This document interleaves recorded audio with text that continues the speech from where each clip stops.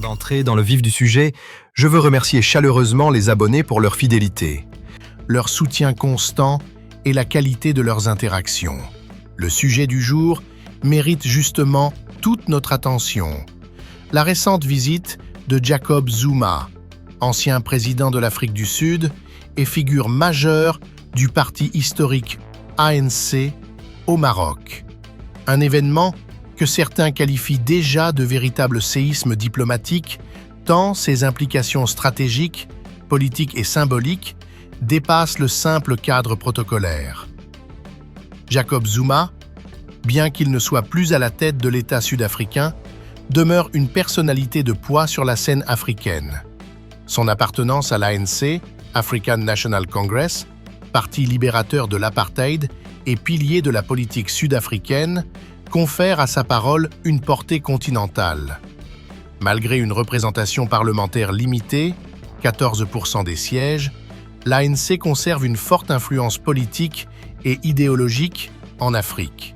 La présence de Zuma au Maroc ne saurait être réduite à un simple déplacement privé. Elle marque un tournant stratégique dans les rapports entre le Maroc et les grandes puissances africaines, notamment sur le dossier ultra-sensible du Sahara marocain.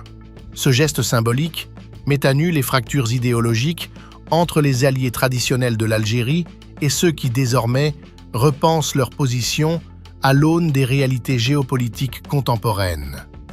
Zuma n'est pas un inconnu au Maroc. En 2017, il avait déjà rencontré le roi Mohamed VI, un échange qui semble avoir laissé une empreinte durable.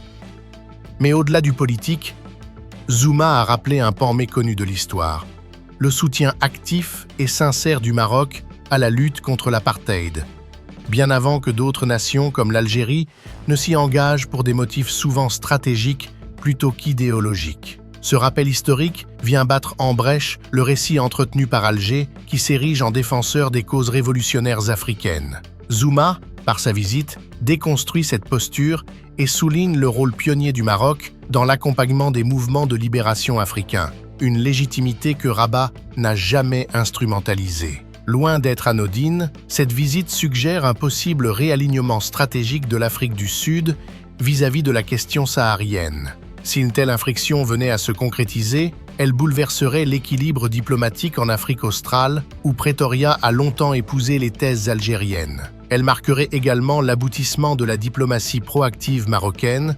À cela s'ajoute le contexte politique sud-africain, les fractures internes au sein de l'ANC et la résurgence de la figure de Zuma ouvrent la voie à une recomposition possible du paysage politique. Un retour au pouvoir, même indirect, de l'ancien président pourrait symboliser un second tsunami politique, consolidant une vision africaine moins idéologique, plus réaliste et résolument tournée vers Rabat, le Maroc, un acteur africain en ascension. Cette dynamique s'inscrit dans une réorganisation plus large des alliances africaines, tandis que le Maroc multiplie les accords économiques, sécuritaires et culturels avec les pays d'Afrique de l'Ouest, du Sahel, mais aussi avec des puissances globales comme les États-Unis. L'Algérie semble s'enfermer dans une posture rigide entre isolement diplomatique et tensions internes. La crise de confiance qui mine les élites algériennes, les sanctions économiques croissantes, ainsi que l'effritement des alliances européennes et américaines fragilisent la position régionale d'Alger.